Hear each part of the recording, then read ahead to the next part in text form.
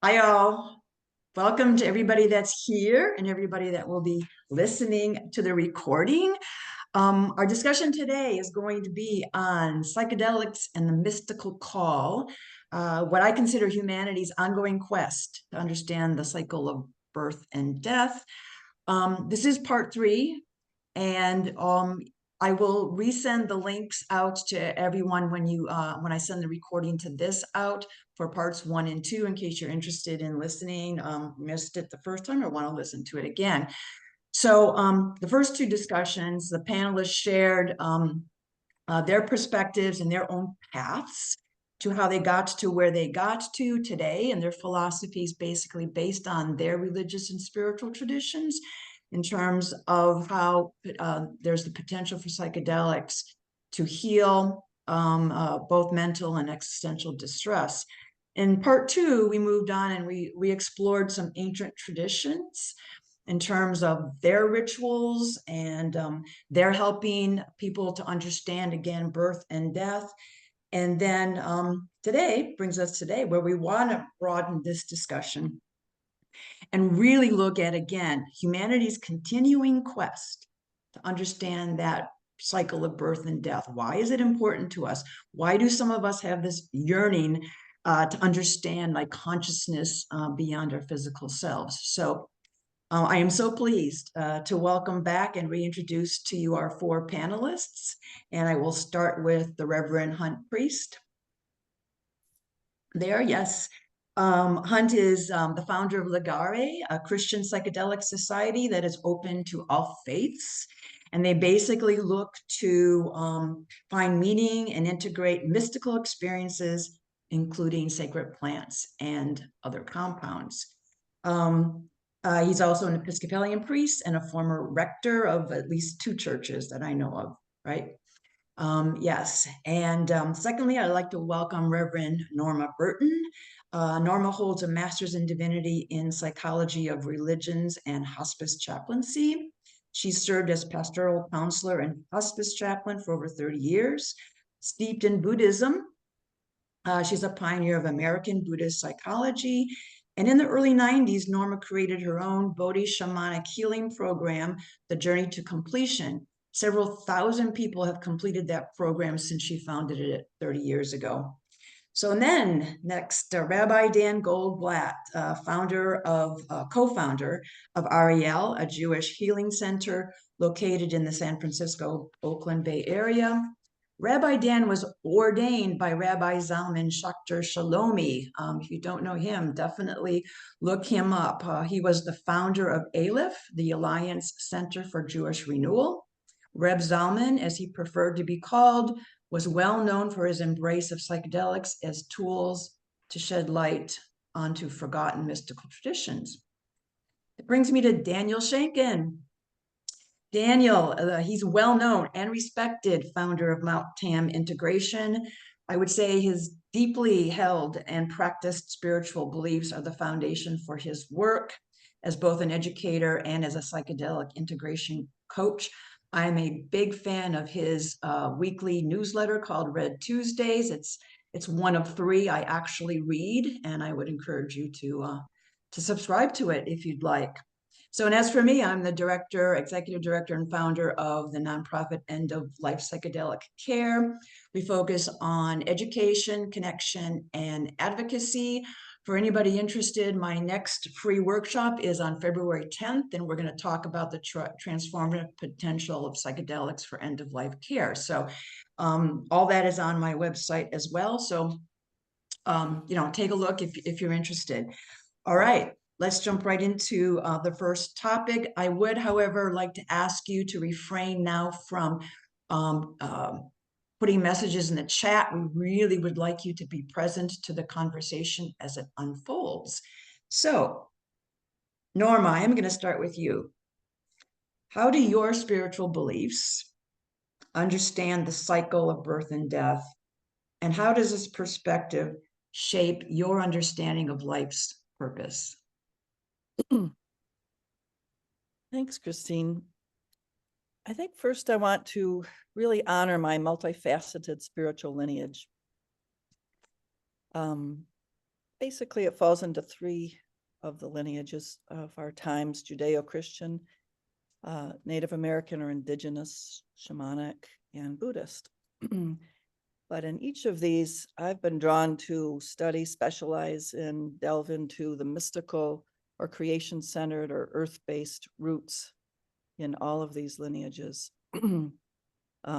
The wonderful studies that have been done by Matthew Fox brought out the mystics of the Middle Ages, and studied with Daniel Matt and the Kabbalistic mystical Zophar and Judaism. And I'm so glad that Brian Murescu wrote his book on the immortality key that really delves into our Judeo-Christian past in terms of the use of mind-altering substances. So there are, so many parts of Judeo-Christianity that do relate to this mystical path. In our Western fleeing from the misuses of power in our own tradition, many of us have gone to Native American indigenous roots and to Buddhism and other religions. But I just wanted to, first of all, honor that Judeo-Christian foundation in me. And then I've also spent much of my life being with Native people, having grown up on the Seneca Iroquois reservation and having my family adopted into it, and then studied with many healers from Northern Cheyenne, Ponca, Yurok, Dene, Hopi, Huichol, Candomblé Espiritu, and Central and South America, many others. So I've been really blessed to have a deep immersion in shamanic work. And then also, I really wanted to live in a Buddhist country. So I lived for many years in Japan, and then came back and studied at UC Berkeley Buddhist Christian Dialogue and Buddhist psychology, and was the director of Thich Nhat Hanh's Buddhist Peace Fellowship. But I also really delved into the mystical, it's called Third Way or Mikyo style of Buddhism, Shugendo, Tendai, the roots and the nature-based shamanic type of Buddhism were my main study. So anyway, that gives you a little sense of myself in my studies. But I also wanted to say that as a human who lives on planet Earth, it's very important to be involved with reciprocity and giving back and not appropriating. So I've spent a lot of my life in service work, helping indigenous people and all kinds of humans in a deep recovery from trauma and drug and alcohol recovery and healing from severe mental health conditions. And so applying all of this spirituality in practical ways is super important too. So to get at the question now, you hear what I'm saying, that at the root of all of the great religious traditions is this most ancient path of mysticism and an earth-based tradition. The religion with no name, as the immortality key is subtitled, is currently referred to as a shamanic path. It's an initiatory path. It's the religion behind all the religions of the last 6,000 years, here long before this iteration of human religions. So I'm going to be speaking to you from this earth-based spiritual perspective. And I use the name shamanism for this path. So in terms of death, in shamanism, we believe that there's no such thing as death in the conventional sense, as an ending to life. We see our souls existing in a never-ending process of regeneration. Our soul remembers our ancient past and engages with our current situation and knows our future lives. So time isn't seen as a linear line of repeating loss and gain, but more of a summative experience unifying time into one singular moment. We live forever and our soul is immortal. But our existence is marked by numerous transitions, both between our many lives and sometimes even within the frame of what we view as the current physical life. We constantly are journeying betwixt and between the worlds, as my Celtic ancestors would say. Emotionally and spiritually, one of our most dramatic transitions involves the leaving of this physical vessel that we currently occupy and the passing to the next realm of our eternal existence. For many people, this is understandably a dramatic moment in a transition that might be fraught with fear and anxiety, but the lessons of shamanism provide a perspective that differs significantly from what's become our medicalized Western view of dying, which is characterized by the finality of an ending. So the key to unlocking the mysteries of existence lies in the understanding of this continuity of life and the eternal nature of the soul. The shamanic perspective is death is not seen as an ending, but rather a natural transition or a rite of passage. So a lot of the work we do in shamanism is about these rites of passage, so that we can learn that there's this continuum of possibly leaving one form, going into another form, of becoming a good shapeshifter. So one of the traditional roles of the shamanic teacher is to prepare people for having a good death or being good shapeshifters. And part of the work of a shaman is also being a psychopomp, which means that we can even heal those who have passed and help suffering souls to be at peace. There's many stages of initiation into working with death in the shamanic path. But one of the things I want to end on emphasizing here is that it was commented on in a book by Robert Lawler called Voices of the First Day about Australian Aboriginal experience. And it says that death in the Aboriginal view is not a termination or a dislocation from this world to another. Rather, it's a shift of the center of one's consciousness to the invisible, subjective layers that are substrate to and involved within the natural world of mind and matter. There's a lot to comprehend in that statement. And it's coming from this ancient shamanic worldview that can be kind of foreign to our Western notions. But what it's saying is that the earth is at the center of this orientation. In shamanic practice, there's a deep sense of union with the earth. Shamanic people strive to know all of its expressions and those in our own bodies too, and recognize the earth as a guide toward wholeness and integration. Ultimately, this wholeness and integration is expressed in the relationship between life and death. From the most deeply articulated shamanic perspective, there's no difference between life and death. Death is not an empty chasm with no connection to life. Life and death are interwoven and are both part of an inseparable whole. This view is expressed in a Yokota prayer that I'll end with, that I studied with the Yokots in central Northern California. And this is a beautiful prayer that expresses this. My words are tied in one with the great mountains, with the great rocks, with the great trees. In one with my body and my heart, do you help me with supernatural power that transcends death. And you day and you night, all of you see me, one with this world. So I hope that gives you a little taste of the shamanic perspective and its dealing with death. Wow, thank you, Norma. All right, Daniel, I'm going to ask you to follow that. I know you have some similar lineages and traditions, and so would love to hear your perspective. Sure, thank you. And thank you for the opening prayer, Norma. That was lovely. I'm still on the fence. Like, I'm trying to decide to what extent there's a character at all in here.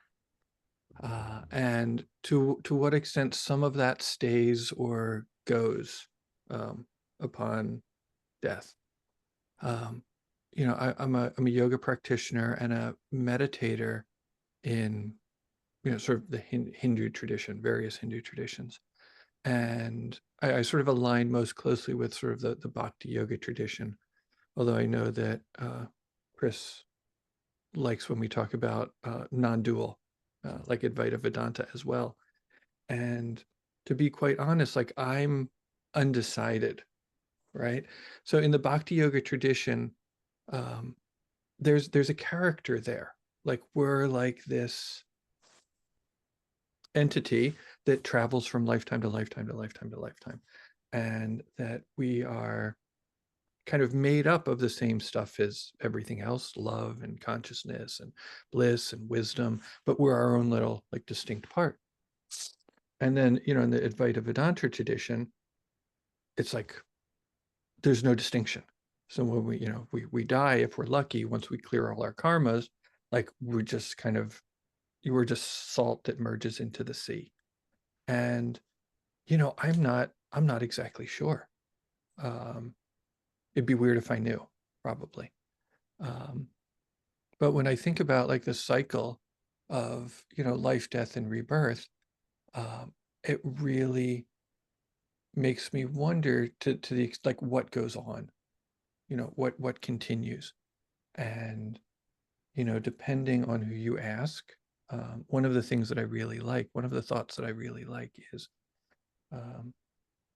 you take with you the service work that you've done and the blessings of fellow devotees, right?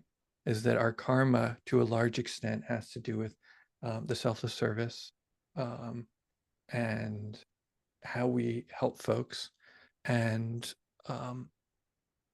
how we've impacted them and how they feel about us. I kind of like this idea of being that interrelated, right? That what happens to all of us depends on all of us, and how much we are lifting each other up or giving each other a hard time. And so yeah, and so that's what we take with us. And then the question is like, where does it go, right? Like, does it just continue going on and on like this forever? Does it merge into nothingness? Do we end up in a place where we are just at a timeless party at the end of the universe, attended by all of the saints and sages and gods and deities? And that sounds cool. But it also makes me wonder, the phrasing, like, is it a cycle, like, of life, death, and rebirth? I mean, it seems to be in nature, right? We know that in nature, we're breathing the air of our ancestors. It's like we are eating food that was grown on their bones. It's like there's not really that much distinction, and then that cycle will continue. But in a spiritual sense, it seems, well, again, a few ways of looking at it. It seems kind of linear, right? That there's a progression of the soul, perhaps, if there's a soul, and that's less of a cycle, perhaps, and more of a spiral, hopefully upward. Or that it is something like totally incomprehensible, that is just beyond the beyond the beyond, and everything is happening all at once. So, cycle is a useful way, and really kind of an upgrade to kind of the linear mind that we have. But I'm not sure if it exactly encapsulate what's going on in our spiritual evolution. That's probably a good enough place to leave it for now, I think. Did I hit all the notes?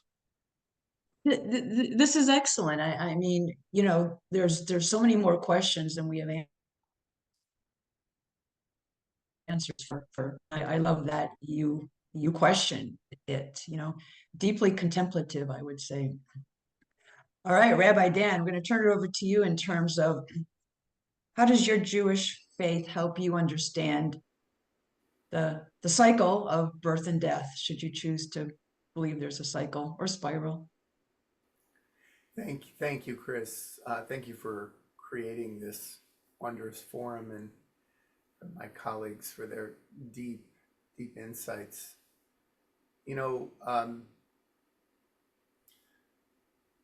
My relationship to Judaism, at the core of my relationship, I should say, is mystery.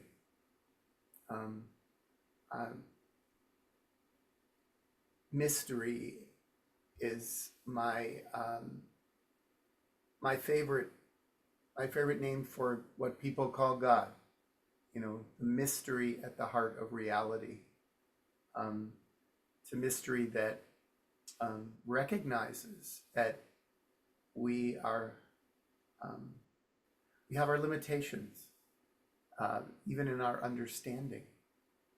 And it's a beautiful thing. It's a humbling, humanizing belief that there's a mystery that we can open our hearts to, open our minds to, but cannot control or fully understand.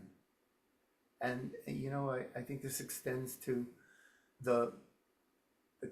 I have people who walk into my office, well, not anymore, but for 30 years walked into my office and at some point would say, Rabbi, I have a confession to make. And there was a part of me that wanted to say, no, that's down the street. That's not, don't do that. But I didn't. But they said, I don't believe in God.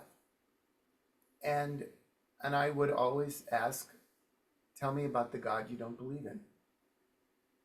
And we would hear these kind of undeveloped or more infantile ideas, old man in the sky. And I think that when I asked them what is sacred, they could speak to the sacred without the obstacles, holding my child in my arms, caring for my parent, putting my hands in the soil to grow my flowers and vegetables, and on and on and on. And there are few moments more filled with awe in our lives than birth and death. And I love that we are at a time where end-of-life doulas are being recognized as important as birth doulas, because it reminds us of the connection of these two awesome moments. And there, and if we could bring some of the joy that we often usually experience in birth, not always, but to the same moment of transition, I think it would heal so much about how the way we live. And I think, in the Jewish tradition, there is a deep teaching that there is something within us that is not material. We call it, in Judaism, the word for soul, neshama, is the same word as the word for breath. And so that we are breathing in the spirit. And what our most mysterious name for the divine is a word that is unpronounceable. It's in Hebrew, it's Yud He Vav He. And you can't, with all due respect to the Jehovah's Witnesses and scholars who call it Yahweh, it's not.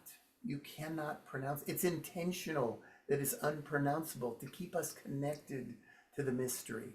What is a name that cannot be pronounced? It's the Zen stick. It's beautiful. It's, we can't grasp it. In fact, if you audibilized it, the only way to audibilize it might be,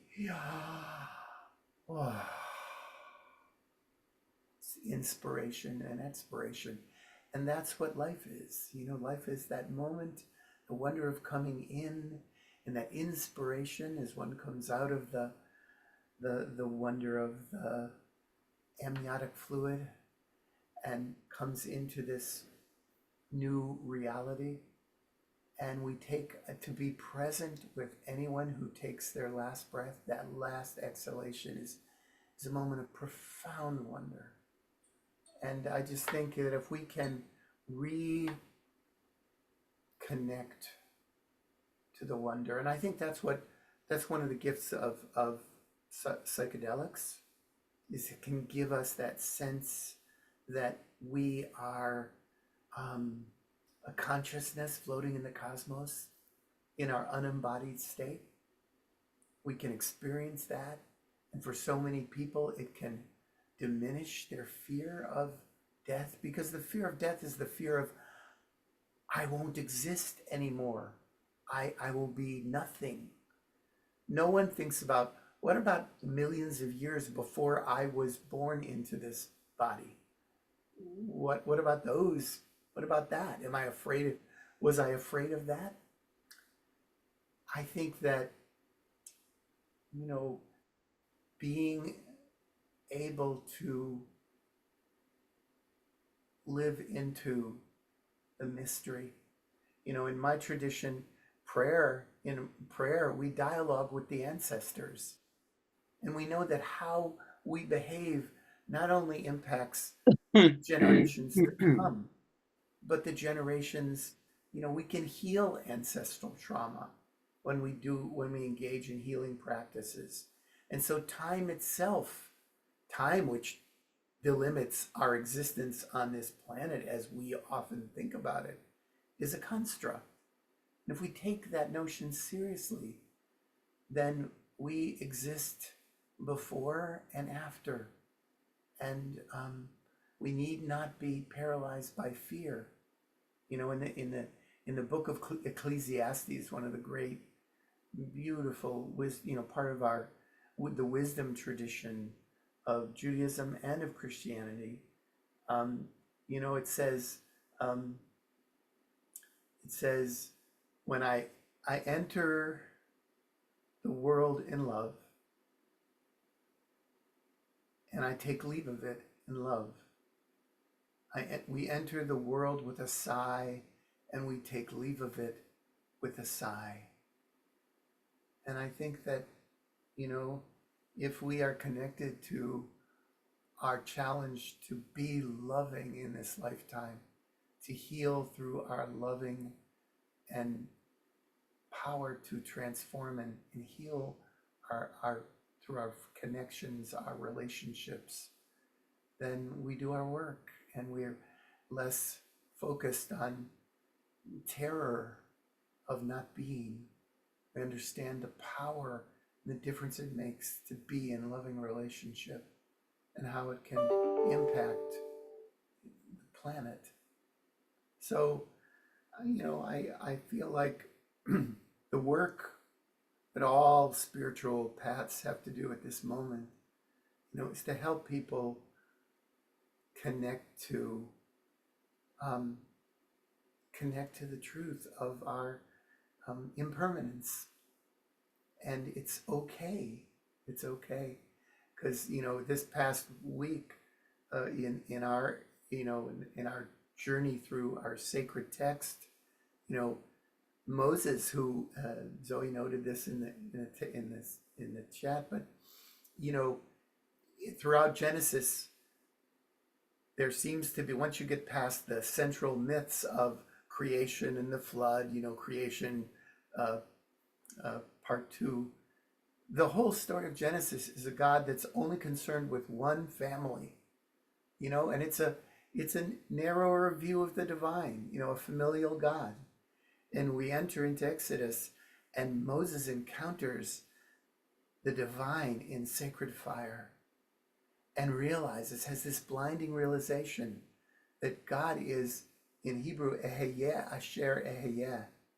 I will be whom I will be. God is the power of transformation and healing in the universe. And so the God consciousness opens up, not just for him, for all of us. God consciousness is evolving all the time. The God of Deuteronomy couldn't even recognize the God of Genesis, and the God of the wisdom literature in Job. God is out of the whirlwind, unknowable, almost unimaginable. And we are the God consciousness. We evolve for the evolution of the divine because we are divine. So I want to leave with the notion that if we can fully embrace the mystery, we can enliven and make sacred our time of leaving our bodies. You know, I love to be around Indigenous folks who talk about simply dropping the body, death as dropping the body. It's not an ending of anything. It's a shift. It's a transition. And if we can reorganize our our grieving consciousness to understand that, yes, now we are challenged to create a relationship with a being, a consciousness that's no longer embodied. It's challenging, but it's the task. Then grieving is a healing path and not a path that's all about despair. So there's so much healing available to us in all of our traditions, and I'm grateful for the teachings that I was raised in, and I'm open to all of the teachings of great spiritual masters from all the faith traditions.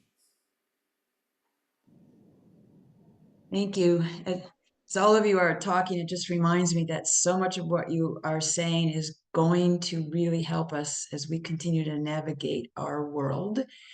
And we might get back to that because that is a topic I know that's top of mind for a lot of people. But Hunt, would love your perspectives from the Christian faith and other traditions that you subscribe to.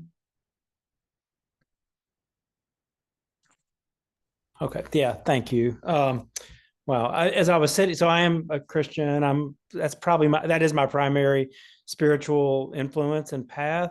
But as I was listening to my fellow panelists, I was reminded of a quotation, I think from Richard Rohr, the Franciscan priest and writer and spiritual teacher, that the deeper we go into our own traditions, we find the common ground with the others. It's not at the level of doctrine and belief. It's at the level, it's the deeper, the mystery. And I think that's where we could all of us from our various paths can connect, regardless of which one it is. And I think each of our, as Rabbi Dan said, I think each of our traditions, and all of us have alluded to, all of our traditions, when they're healthy and open, can be teachers for the others without us feeling like one is better than the other. One is just more resonant with me, for example. So I've been influenced certainly by Judaism as a Christian, and Islam and Buddhism and indigenous traditions as well. But I was still primarily on the Christian path. So that was one of the things I was thinking about as I was listening and preparing for this conversation. The other is maybe more timely as I think about Christianity. Last week, we had a very clear example of at least two of the competing strands of Christianity as they emerged in the wake of a prayer service at the National Cathedral, if you happen to see that. And a dominant voice of Christianity for at least the last 40 years and probably longer has been this voice of control and being right at all cost, and whatever that strand of Christianity thinks is right gets placed over everybody else. So there's that strand of Christianity, which is about domination and being right and control. And then the Episcopal Bishop of Washington, D.C., in a very gentle and kind way, with the President of the United States sitting in the front pew, lifted up the, I think, other strand of Christianity, which comes out of the teachings of Jesus, oddly, compassion, mercy, love, gentleness, correction, kindness. That's, even though I've lived most of my life in the Bible Belt, which is often dominated by the more dominant part of Christianity, I've been fortunate to be in a family and a tradition that always lifted up the mercy and compassion. And even as it comes to questions around life and death, I did not have that burden of hell and brimstone and fire and damnation. It never was even much talked about. This current life was what was lifted up in my own tradition as being what's important. And that if our lives are led in a place of mercy and compassion and love, then we don't have to worry about anything else, that God can handle that. So I don't think about death too much. I'm 60 now, so I'm starting thinking about it a little more, but I've never been afraid of it. I've not ready, but I've not been afraid of it. And maybe at a core level, I think that our death is just a return to God. I think that is what it is. And we exist beyond this plane. And there's no way to know exactly what that is until we get there. But that's the faith that I have in this cycle of life and death and resurrection and new birth, is that we don't, this isn't the end. There's a line in the Episcopal burial liturgy that says life is changed, not ended. And that's, I hold on to that without having to know too much of the details of what that looks like. So we're in a very pivotal time in the history of the world. I've thought that for a while, and now I really see it. I think we're at a very pivotal moment. I think the world's religions can be a source of healing and strength and courage, and they can be a source of division and domination and pain. So, and one more thing that I'll say, and then I'll stop for now, is I read an article in Salon magazine that I'd seen this morning about awe, AWE, and how psychedelics can bring about a sense of awe.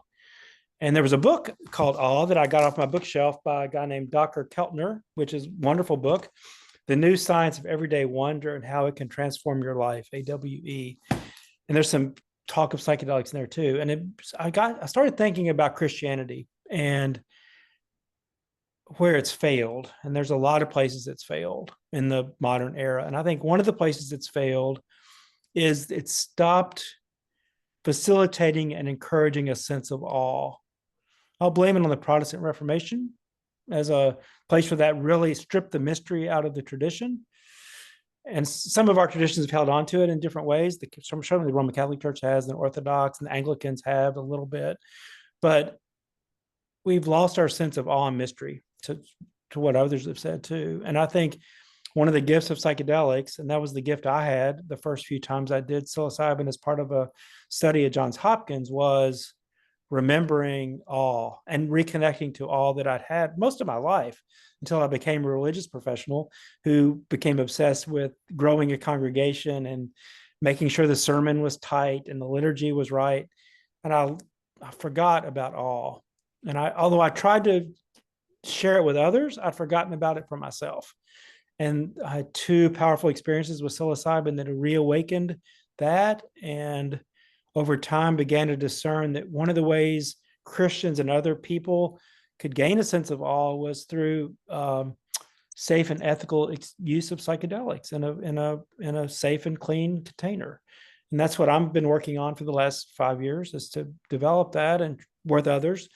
But I think if we can return to a sense of awe, if we can remember that all of our traditions have great value and light and shadow, and we need to be more discerning about that, and to remember that we can learn from each other, and that these traditions have particularity. They're not all the same. They're not. And the more we can learn about our own and about others, I believe the better prepared we're going to be for the future. And I think we better get prepared for the future, because it's coming and it's not going to be easy. I just hate to be the wah-wah voice of doom, but I just feel like it's going to be really difficult. We're already in it. And I hope that we can find a way to find common ground and find mercy and compassion for ourselves and for each other, and to connect to the mystery that has been in the world from the very beginning. And that went longer than I intended to, but thank you for listening. That was wonderful. I mean, you're still all reminding me that, I'm feeling much better. I know it's not going to be easy going forward, but you guys are making me feel much, much, much better. And you also remind me, it's our choice to choose which religion or spiritual tradition we want to believe. Do we want the one of pain and division, or do we want the one of healing and connection?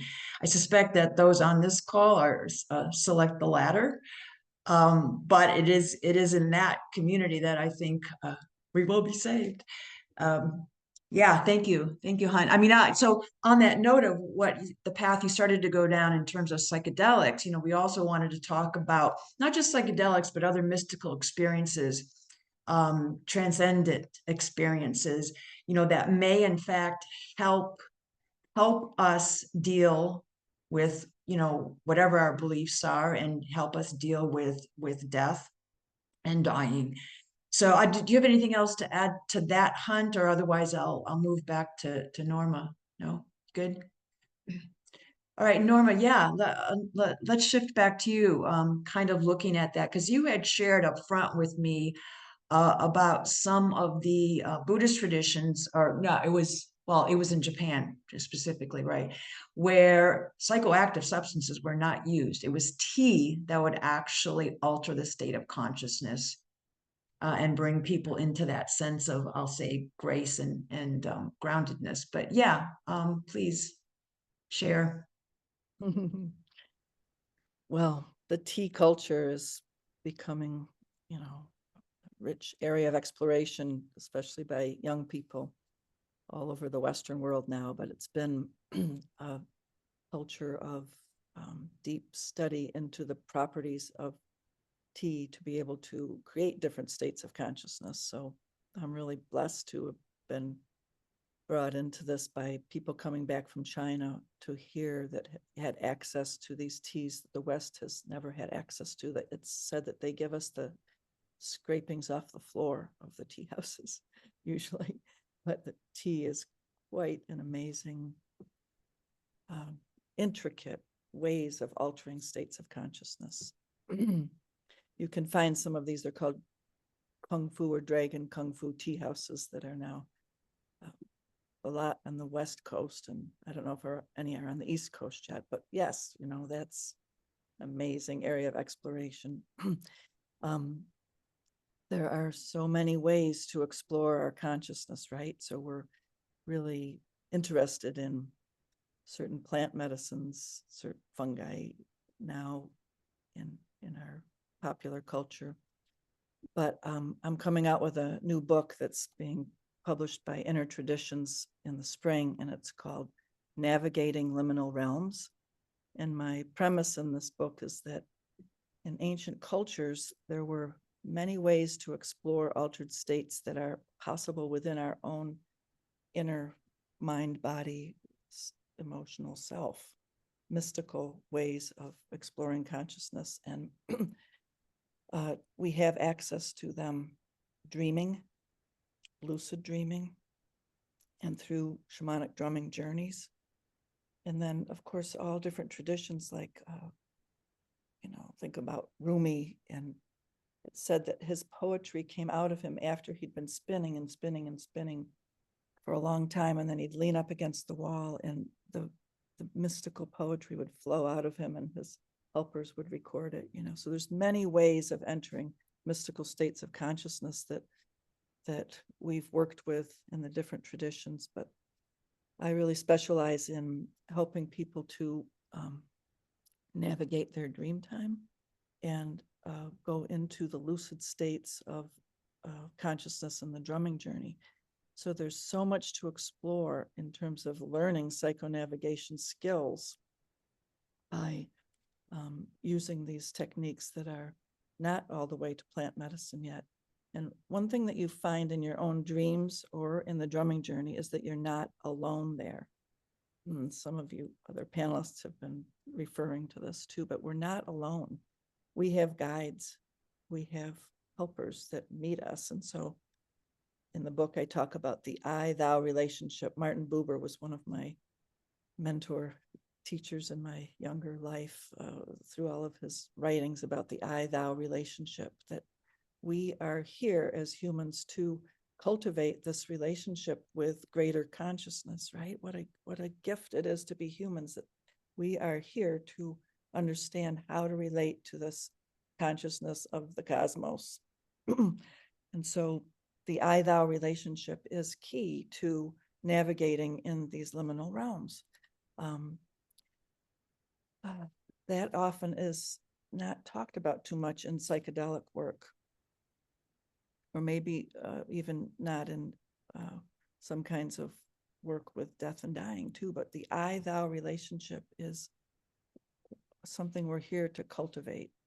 So we are guided, we are helped in navigating these dimensions, we are helped at death. And so here I'll just talk for a moment about lots of shamanic teachers have been initiated through near-death experiences. And I don't talk about this a lot, but I have had a couple of, and one really severe near-death experience, which I was gone for quite a period of time into these in the other dimensions after leaving the body. And so in the experience of the other dimensions, like, you can wonder, is it personal after we leave here?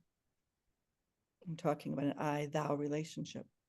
I found it to be extremely personal, not less personal than this realm, more personal. C.S. Lewis talks about this, that, we think, oh, it's just going to be like we become a drop of consciousness in the other dimensions, but how would God or the other dimensions be less personal than here? No, they're extremely more personal than here. So I experienced being met by 4 beings who I recognized, I say, as my oldest, dearest friends from ages past and ages future, some kind of eternal, multidimensional knowing of them that was so evident, undeniable. And they talked to me for a long time and talked to me about how this realm, they had me like touch the things in this realm, and then realize how the other realm that I was experiencing was so much more real and tangible in some way, substantial than this realm. So getting to experience a near-death state changed me forever. I had a lot of doubts about what would happen after this body before that, but to experience what I did, of the mystery of that revelatory moment of our eternal existence, and that it was very, very positive and a zone of wonderment and beauty and more love than we can imagine, brought then a great promise to this life, that we have so much to open up to while we do have these sensual bodies, to be able to experience like I was saying, the earth speaking to us, the I-thou relationship with the earth, the I-thou relationship with extraterrestrial and, outside of the earth too. We have so much to experience that is available to us. When that movie came out, Everything Everywhere All at Once, my daughter said, "Mom, that's a movie about your life," because I always talk about and have experienced so many multidimensionality parts of my own personality and my own self, maybe existing in multidimensional realms simultaneously. So there's so much to experience of relationality. And I'll just end this part of the talk on in the shamanic practice realms, there's the possibility of creating a positive energy by recalling the immortality of ourselves. So to work with these energies is so important because we have a chance to make a huge impact. So Christine, talk about hope, lots of people like Dr. Joe Dispenza, because he's talking about supernaturalism and our abilities to create impact and to realize our supernatural selves. So we each have our own unique giftedness in this too. Each one of us has to experience our own abilities and powers that are different from others. So this unique existence that you have is such an incredible opportunity to be part of the universal grand design of love that is going on. And so, yes, we face hard things in this earth school, and difficult things are going on, and there's so much mystery to it, like Rabbi was saying, but I feel so deeply rooted in the truth that we are supernatural and have these abilities that we're supposed to learn by not being afraid of death, connecting with our immortality so that we can complete our incarnational destiny of having an impact for the positive and for life going on. Thank you, Norma.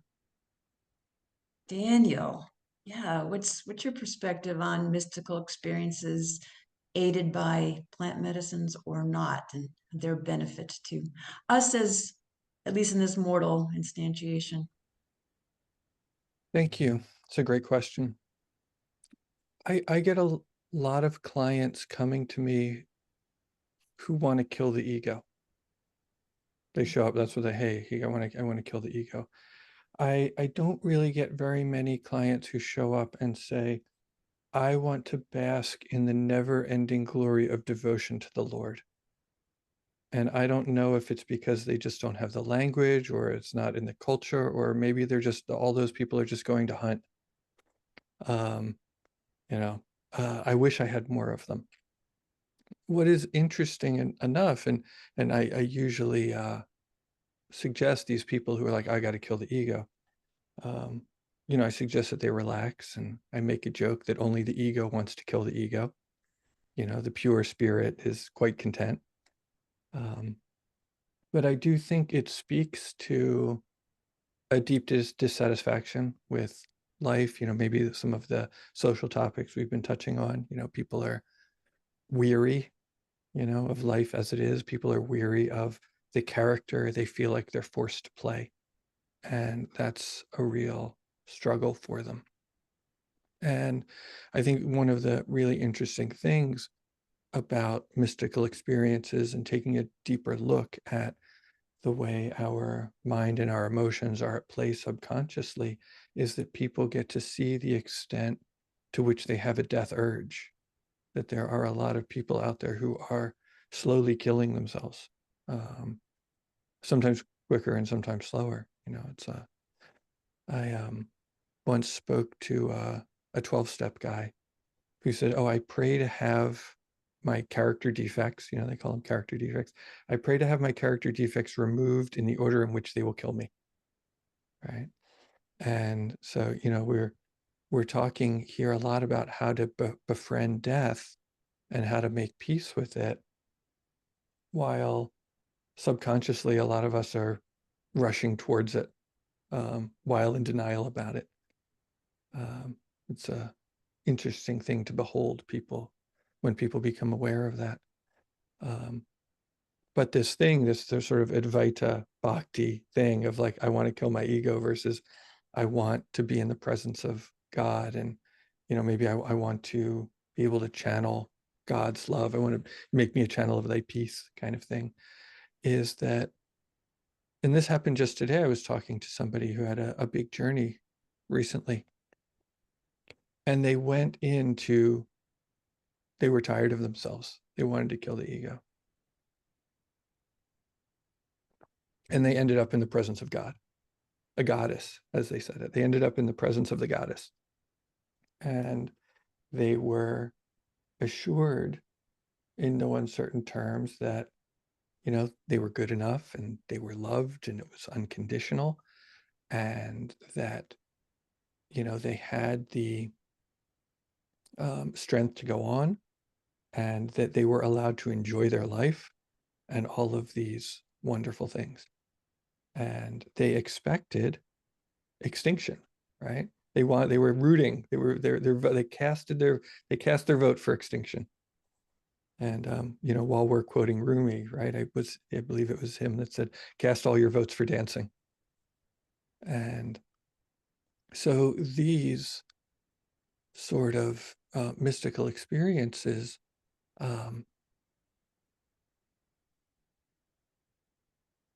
give us a taste of, you know, the spiritual life. I forget who it was that said, you know, these experiences are often more real than our ordinary reality, and that these experiences seem to be unbound by time or space, right? That they are existing off to the side eternally. And that quite possibly there's part of us that is already there without us being aware of it, unfortunately, or unfortunately.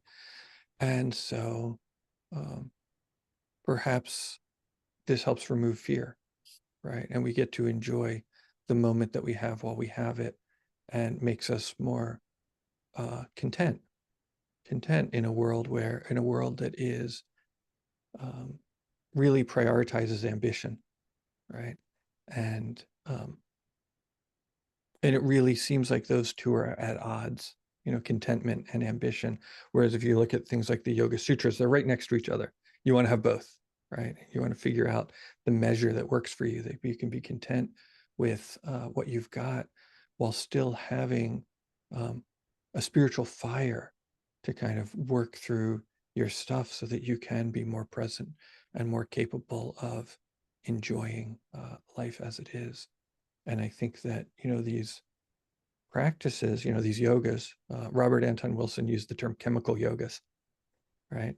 And these yogas are available through discipline and devotion and practice. And, we can also get a peek at them, with some of the right molecules. And I think that that's lovely. And I think they dovetail really nicely together.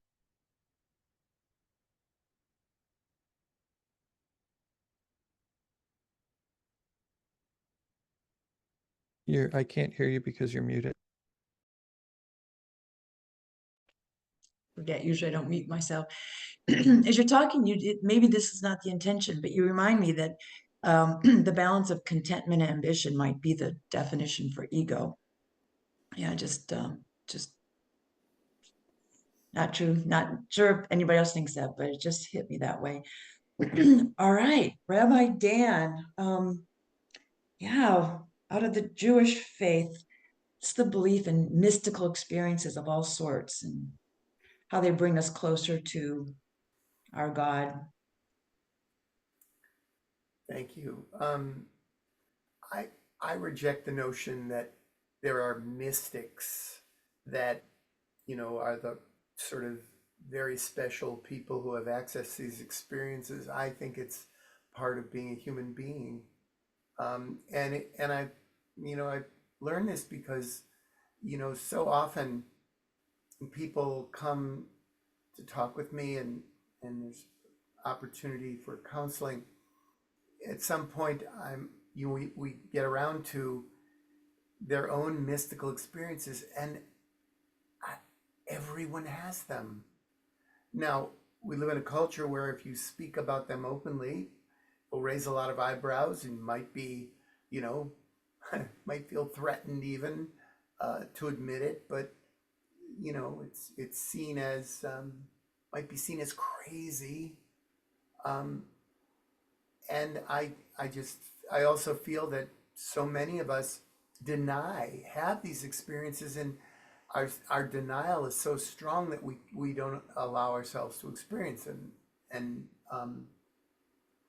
I think that, having had mystical experiences as a child, as a young person, and also not feeling comfortable sharing them with the people that I love, was further evidence for me. And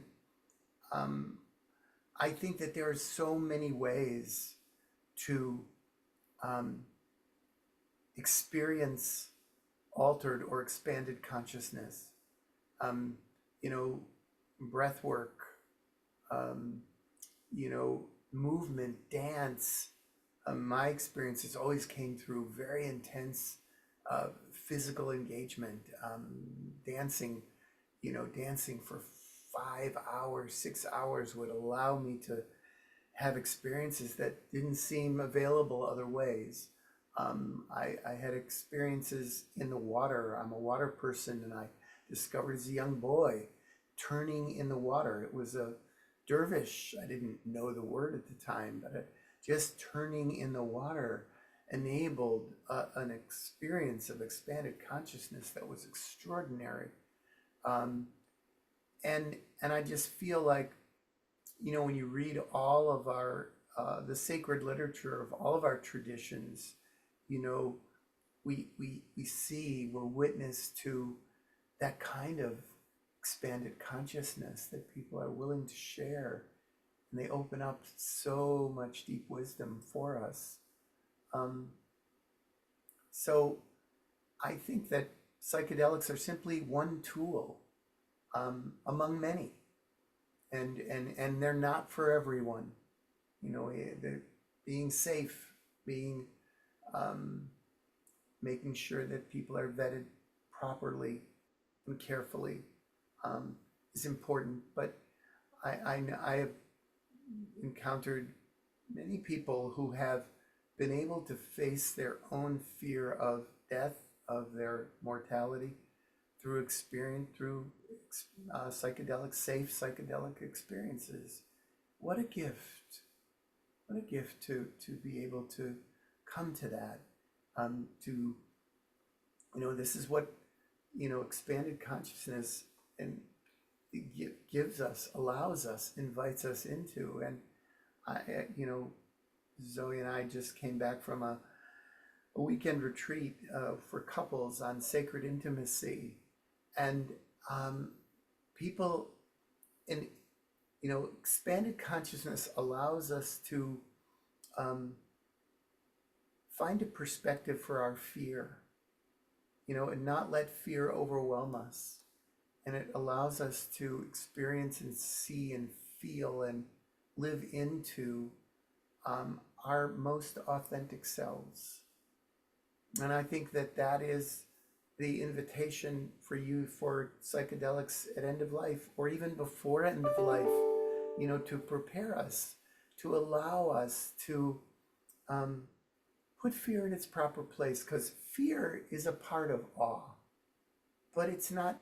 But so many of us are such fear-based beings. We've been socialized and trained and have learned to embrace fear, that whenever we experience awe, we tune into the fear. But if we are experiencing awe and could say, yeah, there's a little fear there, but the awe is so much bigger than the fear. The awe is so deeply life-affirming and such a profound sacred experience. And death is I have experienced death so many times, in where people are transitioning and are aware of the wonder and can tune into it, and everyone around them feels it. The energetic field is so strong when that awe and that wonder is embraced by those who are transitioning. If they're supported and they're, and so often psychedelics have given people tools that allow them to encounter the awe of death. So I love the mystical experiences that are available to us, that are come to us through all of our traditions, and I love that we can dance this dance ourselves, open to the heart space, the God space of expanded consciousness, in a way that can make our lives richer and more fully alive, more open to wonder and awe.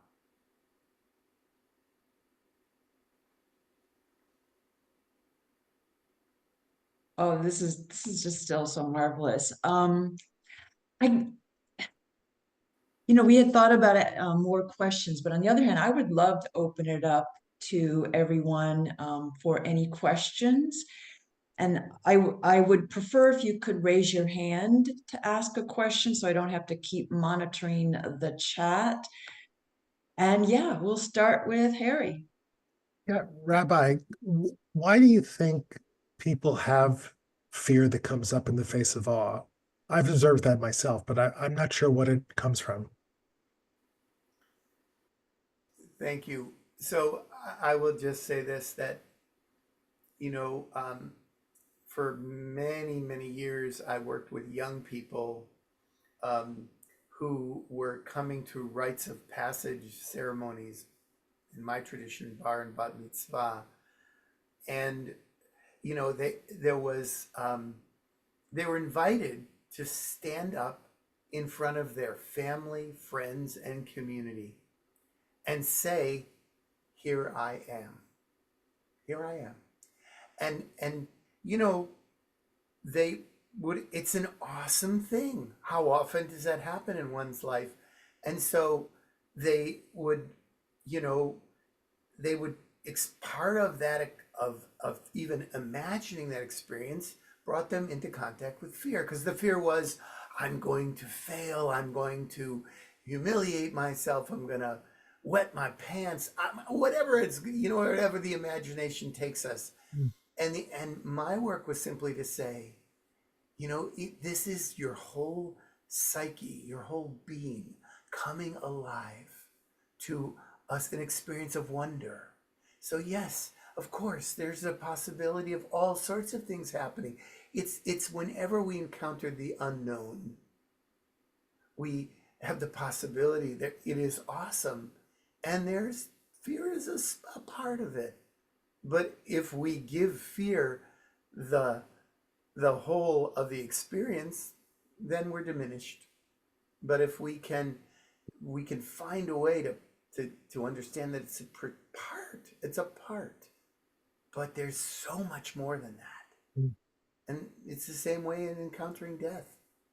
You know, we can focus on, oh, I'm not going to be with my loved ones anymore, and I'm not going to be this, and I'm going to end, and we can go into all places of fear. They're available. They're there. But if we can really embrace the wholeness, the largeness of the experience, which is an expansive experience, it's beyond what we know, and approach it with wonder and with delight, everything changes. Thank you. Any other questions? Or does anybody else, Daniel, Hunter, Norma, you want to add to what Rabbi Daniel said? And I'll just add before they do that I was when I say I've observed it with people on psychedelics. As they start to approach the numinous, they can get very scared. And Right? When we enter the unknown, the other dimensions, we do experience a deconstruction of our constructed self and constructed perceptions. So in shamanic ritual, at the threshold, you admit that, and it's called looking over your left shoulder into the face of death and saying, I see you, you're going to deconstruct me, and I accept that. And so I'll enter in. So that deconstruction of our ego, and what I define the ego as is this combination of our persona that we've developed to present to the world and our shadow, which is more of our submerged and elements that are unknown to ourself, of our own trauma wounds and so forth. So this combination of our persona and our shadow are bound up in this package of our ego. And you get afraid of having that tightly developed, you know, perspective on yourself deconstructed. But entering into the psychedelic realms, the shamanic realms, it necessitates the deconstruction of our perspective so that we can gain a greater perspective, right? So that's another thing you're getting at here, is that there's a great fear in that. And yet that's why religious practices, shamanic practices are all about these rituals to help people go through this deconstruction in a safe way, right?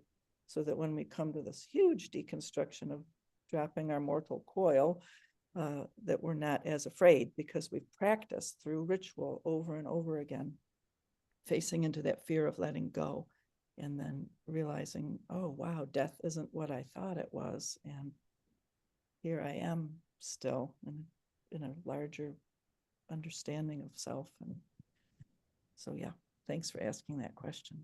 yeah, thank you. And death isn't the only fear we have of letting go. Lots of fears of letting go. Sherry, you have a question. I do. Am I unmuted? Let's see. Yeah. Good. Okay. I just love what Norma said, and it just reminded me of the call we had with Wilka Rogue. And I just keep going back to that, what she said, because while I stepped into this space with just the aspirations of being a death doula, then the psychedelic stuff sort of came in afterwards. And now that I'm in these calls and learning so much about religion and death practices and just all the cultural stuff around death, that is something that I know I will be able to teach to my community about the need to die, as often as possible, so that when it comes, we're not freaked out about it, and understanding the role that psychedelics can play in that. So I just really, really love everything that I'm learning about how to help my community that, isn't just about sitting with someone at the end. But my question is for Rabbi Dan. You said earlier, this just really struck me. When someone says they don't believe in God, ask them to tell you about the God they don't believe in. And I really just love the simplicity of that statement. And if this is not the space to have this conversation, that's fine. We can have a sidebar. But in this work, specifically with psychedelics, I'm finding, as we're talking about, so many people have limiting beliefs around religion and the use of psychedelics. So when it comes up like this about not believing in God, I really love that question, but I would really be interested in your extrapolation of that dialogue. I'm sure that your messaging is a lot more eloquent than mine, but this embodies what I believe. So I'm just curious at the extension of that conversation. Do you mean the extension of the conversation to psychedelics? I'm sorry. No, specific. So like when people say, if you're talking about psychedelics, end of life, spirituality, and somebody just says, oh, well, I don't believe in God anyway. So, sort of debunks what you're trying to say about opening your consciousness and the awe. And if they say they don't believe in God, I just love that sort of rebuttal. Well, tell me about the God you don't believe in, because of course everyone has their own constructs, their own religions, and this sort of stuff. So I am just curious. I would love to be a fly on the wall if you had that conversation with a person. It just is a lot of interest to me. Thank you for your question. I would just say that in my role, I have found that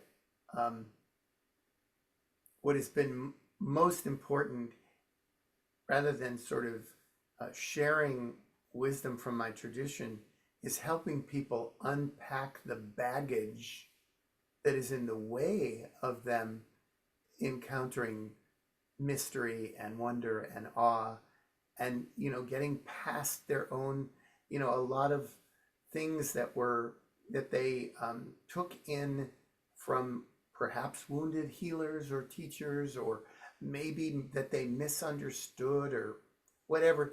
We accumulate so much baggage, and I think the challenge is how can we help people offload. The burden of carrying that baggage is often so heavy and so in the way of leading a life of meaning and purpose, because we've just got so much stuff that we're carrying that is needless.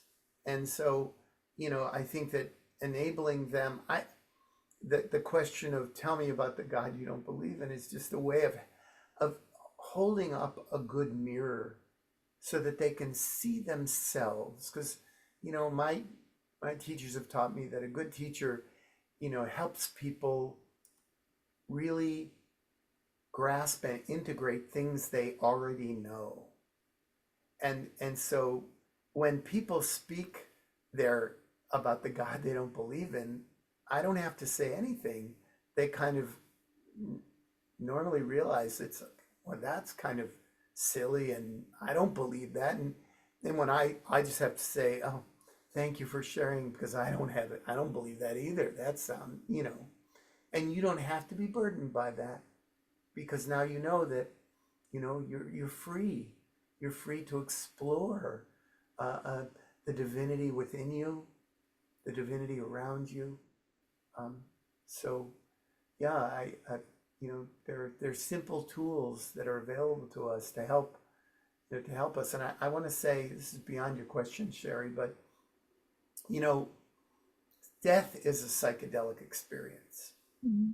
And you know, when someone who's dying, who's transitioning, you know, is in the Bardo state, is in between the worlds, and they see long dead relatives or other people or people from the future, whoever they're encountering, you know, and everyone around them is like, and a doctor comes in and goes, "Oh, don't worry, that's just a delusion," you know, which is a desacralizing of something so profound. If we can hold space for our loved ones who are dying, and say, and honor where they are, and help them feel the sacredness of this moment and the vision and the expansiveness, then they and we can experience dying with the holiness that it is of its essence. Thank you so much. And I love that point, because you're using sort of Socratic methodology just by continuing to question, because it never even crossed my mind. I'm studying so much of the different religions, but it never crossed my mind. If someone says they don't believe in God, it could actually be tied to an event, an event that happens. So continuing to just ask questions is brilliant. Thank you. Answers and conversations, questions enliven them. Yeah, thank you. Daniel, Hunter, Norma, anything you want to add to Sherry's questions? Guys are good. All right. Sean Marie. Hello, everyone. I am so grateful for this webinar. It is just fabulous. And I want to speak on the awe and wonder. And for me, I found it inside with my little Sean, my little child, and that she's always there, but just, life experiences, trauma, things that happened, things that didn't happen.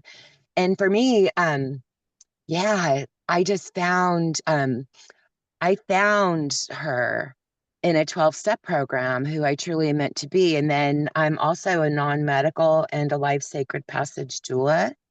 And in doing the work to be able to be a doula, to be able to hold space, not only for my client who's, going through the dying process, but to be able to support their family, it was just wonderful work.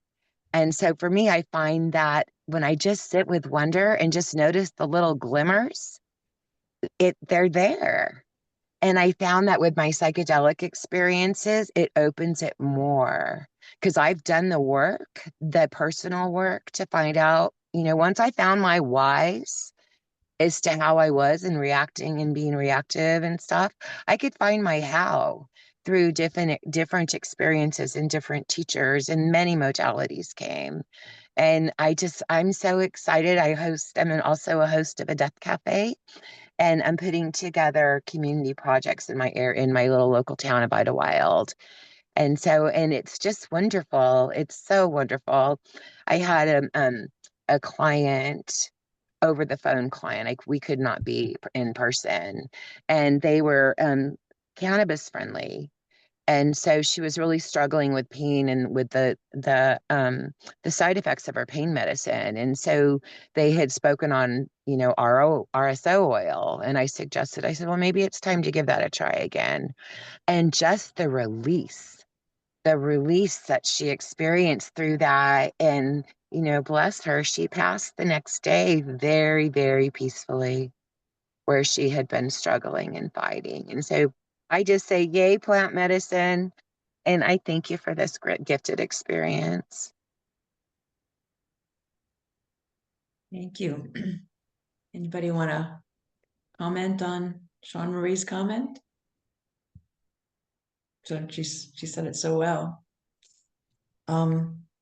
Any other questions? Because I've got another one, if nobody does. Christine, I have a question. yeah, Glenn is raising his not virtual hand. So we might not be on your screen, but there is somebody that has another question. Oh, Glenn, I think you're down there at the very, very corner. Yes, you have a question? Hi. First of all, I want to say that I'm feeling the sense of awe about being with these kindred spirits, brothers and sisters. What a gift. Uh, I I grew up in this Bible Belt and gave my heart to Jesus. And Hunt, you mentioned that there's the dominant religion now, and then there's the other that really, to me, appears to have the heart of Jesus. Question I have is, how do we communicate to conservative Christians? And what is the relationship of the biblical idea of the Holy Spirit with the psychedelic experience of connectedness and love that we've experienced with plant medicines? I'll take a crack at that. I mean, I'll have an answer. I'll answer quickly and then let others. I think that I know the thing that happened to me. I was 51 when I had my first experience with psilocybin psychedelics, and I had been 12 years working as a religious professional. I'd gone from more of a heart and body centered place to a very head centered, figure it out perspective, and under a lot of stress. And what happened in those first two experiences, but first one for sure, was that my body, I had a very powerful embodied experience. I think it was a Kundalini awakening. It was the Holy Spirit. As in Christian language, I think we would say it was the Holy Spirit coursing through my body. And I think what I took away from that was, would you frigging pay attention to your body for once? Would you go back to paying attention to your body? Because God, as Paul says, the body's a temple of the Holy Spirit. And I knew that intellectually, but when I experience, we only really know things when we experience them. And when what Christianity's done, probably worse than any other religion in the last 500 years or so, is made it all about what we can intellectualize.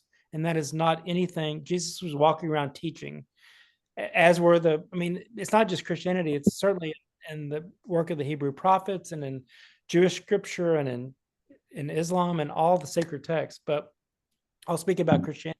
It is the experience of God, the embodied incarnational experience of God, that brings us it's not belief or trust or faith, it's knowing. And I know now, and I forget sometimes a little bit, but I know now that my body is a temple of the Holy Spirit. And it's that energy, that electrical current that was flowing through my body almost too much, almost more than I could handle, that holds us all together, holds this group together across time and space, to my ancestors and my descendants and all of it. And I don't have to even understand it to know it, because I felt it in my body and I felt it in my heart. And it doesn't matter at this point, this doesn't matter so much because I know it. So I think we've got to somehow get Christianity back to an experience. That's what the Pentecostal movement was doing. And then it became corrupted by everything else that's corrupt religion, power and domination and patriarchy. But if we could get people back to an experience of God, wherever that happens, it's not happening in church for most people, trust me, it's not. But it happens in nature. It happens with psychedelics. It happens at a deathbed. And if the institution could get back to that and encourage that, then I think we can begin to heal these ribs. But as long as we're in these camps of we'll figure it out and we're right, I don't know how we're going to do it. I don't. And I wish I had an easy answer, but I know for me, it was the experience of the Holy Spirit, Kundalini awakening in my body, that let me release all that other stuff of being right. I've had a bad case at wanting to be right too. I just thought I was on the progressive side, so I thought I was really right. But so I hope that answers a little bit. I don't have any answers, but that's been my. Yeah, Glenn, tough question. Maybe we should do a workshop on it. Great idea. Can I riff on that as somebody who has no scholarly information about Jesus, but continues to have him pop up in my psychedelic journeys. I really like, well, I want to start with, I liked how Hunt said, and this is probably a common experience, like of feeling like almost too much divine energy. And that part of the fun of doing our work and our practice is to kind of strengthen the container and open it to kind of channel more of that divine light through us. And I just wonder how that relates to the discussion of awe that was just happening, right? Like how much, like somatically and physiologically, can I handle that which is so much greater than myself? And like that, maybe emotionally gets translated as awe, and physiologically maybe gets translated as that sort of electric light. I'm really grateful to the kind of mystic Christian acid heads that I got to spend time with. Because I grew up Jewish and had no, was not connected at all. But then there that energy was. And it was really, I guess this Holy Spirit is really, really fascinating and really wonderful, and does feel buoyant. It's like, as far as like kind of that savior energy, like that buoyancy is really palpable. And this is just an anecdote. I don't know if anybody here has ever gone Christmas shopping on acid, but it is a great time. If you're in a small town where like everything has lights and the people are out and there's maybe some snow on the ground. We were in a ski town, me and my brother, many years ago. And again, not Merry Christmas people, just not, we didn't say it. But one of the things that we noticed as we are just blazing our way around town is that people would say it to us and their auras would light up. And I whispered to my brother, I was like, do you see that? Like when they say Merry Christmas, like things shift a little energetically. He was like, yeah, I think I see it. I was like, I'm going to start saying it back. And when I said it back, I could feel it and I could see it, and things would get bright and radiant, and that electricity that we're talking about would happen. And I think that, in the Bhakti tradition, God is in his name. And, I just think that it's really sweet. And also, in our culture, we're kind of not supposed to. I had one teacher who would say, whenever I go into a place to chant and they're not used to chanting, when I say Hare Krishna, you can hear sphincters tighten throughout the room, right? You say God and people get tense. But one of the things I find about psychedelic people, initiated people, is that they get open, right? And they get loose. And I think that this is a real way to like ease the passing of the dead, to keep it on topic. Because in the Bhakti tradition is like, and also with, as far as set and setting goes, the Norma is talking about like going into these settings with a sense of surrender, is that we want to go out on a good note. We want to go out with the name of God on our lips, and that determines where we end up, so they say. And if we can practice that on a regular basis, then I think that orients us in a way that would perhaps make passage easier. I don't know. I'm making a lot of recommendations here of bucket list things. First one is Christmas shopping on acid. The second one is I don't know if anybody has gone to like a Hare Krishna like cow protection sanctuary and has chanted Hare Krishna to a dying cow, but it's sublime. And how sweet is that? Like they have they rescue cows, and then the cows live out these peaceful lives, and they're aware when the cows are dying, and you take turns chanting the name of God to them, and you take turns reading holy books to them because they really think that, oh, if we can orient this cow's mind towards the divine, then they'll have a favorable rebirth. And wouldn't it be nice, you know, and I know a lot of you sit with dying people, but you know, if we're practicing on a regular basis, it's not a bad thing to do even when we're healthy. That's probably enough out of me. Thank you. Thank you. All right. If you guys are willing to take one more question, you guys? Yes. I mean, you Yes. guys, Daniel. All right, Lucas, you take us out. What's your Yes. question? Thank you. I would like to give actually an answer to the psychedelic and psilocybin question. And from that answer, I would want to raise a question.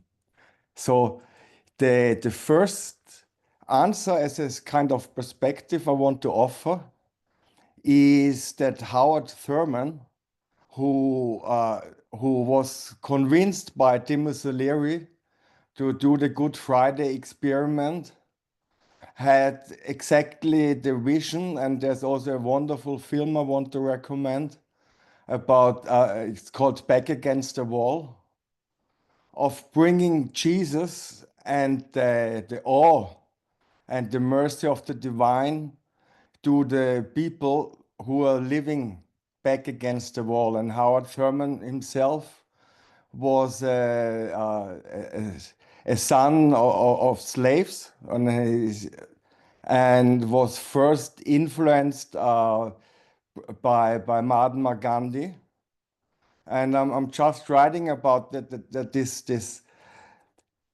the idea of psilocybin between Walter Banke and the priest who was the scientific conductor of the experiment and Howard Thurman was exactly to bring Jesus, and to bring not Jesus as a specific religion, but as the experience of God through the experience at the center of religion, and freed from this kind of separatism that we are talking about. And from my personal perspective now is what I want to add, also as a question for us to ask ourselves. What makes me happy makes me sad, and what makes me angry makes me not angry, because angry is not an answer. Because while I experience and believe, therefore, in my experience of God, which I keep strictly separated from religion, because in my experience, it does not so much help or not help whether you believe or not. But what I understand from my experience of God, and also from the intentions of people like Howard Thurman, who worked in this direction and actually made it possible in the 60s, that in the large scale, it seems to be like quantum mechanics. Like in the individual meeting, there's this awe and this transformation, as Daniel also described, when I'm full of this feeling that people light up and the aura changes.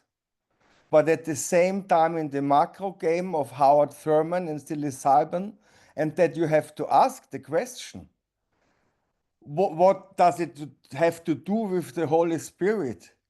It does not seem to work out.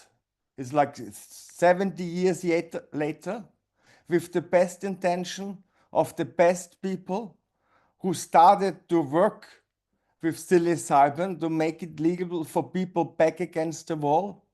And now 70 years, we are a minuscule step forward from what was really intended. And this is my most counter argument I have against God, even as I have the experience of God, and I see that it is like the only like the only solution. But still, the most counter argument is that the game that we're living in keeps to be some kind of nightmare where these original great ideas, it's still not legal. And most of the people still think it makes you crazy. So in the large scale, we are trapped in hell with brief encounters with God. And to some extent, as an autist, I take the advantage of saying it unfiltered. When I meet God the next time, I'm looking forward to a very serious conversation about why this kind of systemic cruelty, where I'm also a cyberneticist who studies like organization of life, where people profit from being cruel and from taking away this knowledge of God, like the very psilocybin, which was illegalized after everything was already proven in the 60s. Yeah? How can God exist and show us and keep visiting us and also helping us in the hardest moment, yeah? When life in general keeps getting crueler? And how can we, what is the kind of message? How can we communicate this with ourselves and with the others who are only trapped in not God experiences? Like for me, how I live, you have read some of my book. As an early child, I had these really strong experiences, and all my life I had thought, oh my God, no pun intended. Oh my God, I hope I don't lose this connection to whatever I'm experiencing here, and everything else doesn't really matter because it's all crazy. And I have thought this to myself when I was 3 years old, and now I'm 50, and it's still the same thought. So maybe there's an answer to this thought. Well, About Lucas, great Lucas, days. hold on. I guess I do want to start to wrap up, Yeah. if you don't mind. And your point is really valid. And I guess, what I see when we have a choice, we can either continue to believe that the world will remain as is, or we can create communities like we're creating here. Yes. And I have seen these types of communities a lot around the world. And I do have a belief that people more and more are moving to spirituality. And those that are going to be the way they are going to be the way they are. And then those of us who want to follow a more spiritual path, not to put us and elevated above anybody else, but then that is what we're going to do. If that includes psychedelics, great. If it doesn't include psychedelics, great. So I want to ask, just like I said, in the spirit of wrapping up here, but I really loved your comments, Lucas. Okay, Rabbi Dan, Norma, Hunt, or Daniel, any sort of parting comments on that thought, or just in general? I have a thought on all this last several minutes of the several comments. There's a difference that I've come to understand between ego death versus shamanic death that I think addresses a lot of what we're talking about. Ego death, psychedelic experience or other kind of altered state experience takes you to a disembodied experience of feeling death. Whereas the shamanic death or the spiritual ritual death experience takes you all the way through death to the union, the beatific vision, where you feel the sacred vision expand and you are one with all that is, and your consciousness expands into that interbeing connection. So it's good to realize that, people are going after the ego death, like Dan was talking about. I think that often has to do with what we're talking about, a burden of trauma and a baggage of things that have discouraged them. And that I call that the grappling with the self-annihilator. We all have to, what I call, grapple the self-annihilator to the floor and get the gift out of our particular set of trauma wounds that will transform us. And then we gather our power.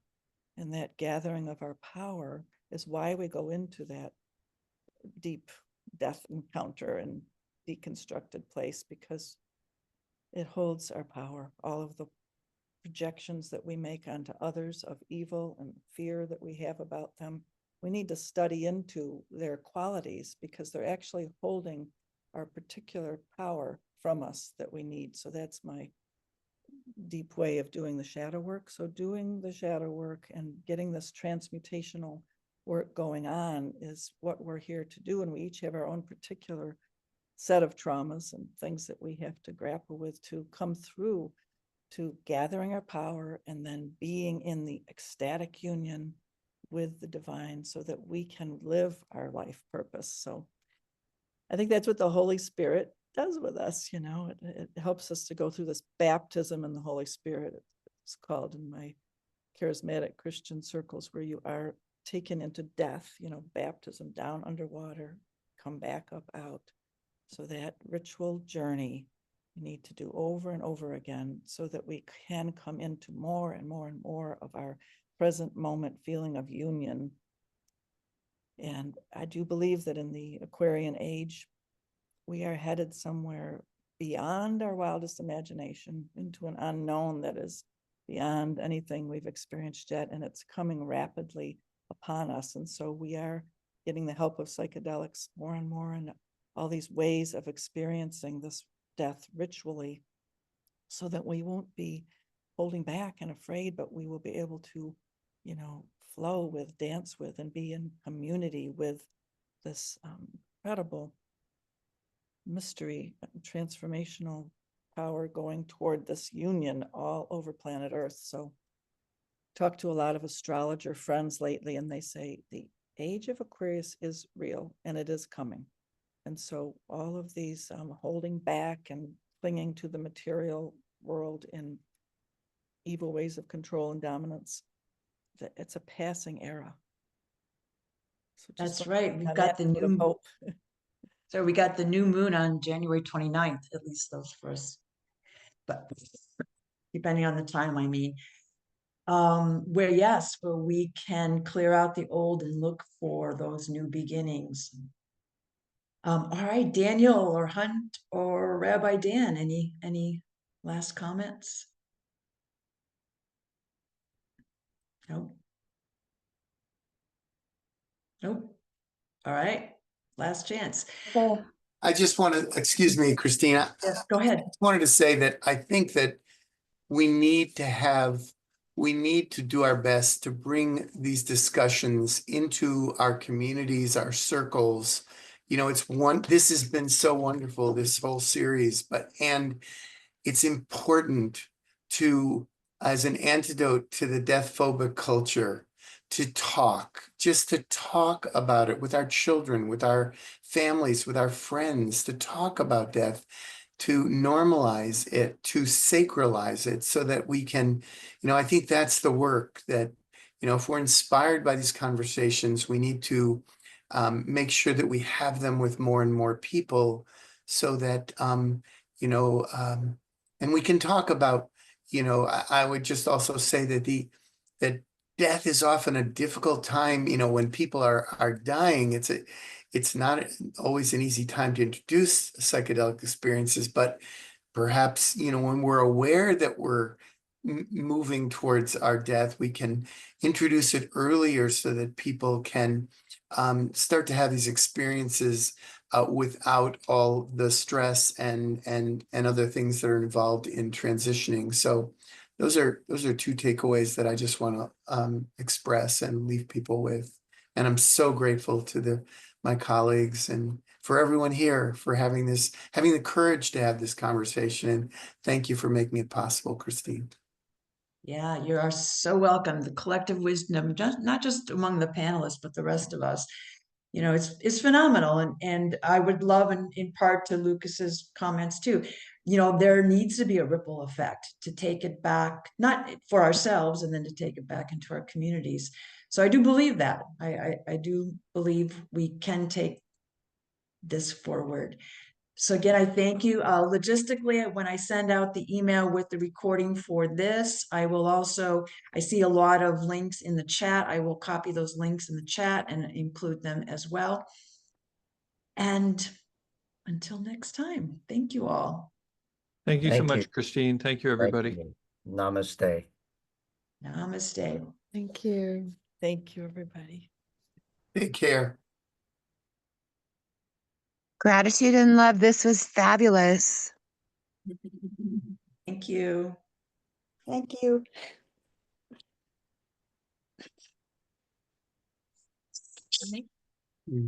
Just let me see if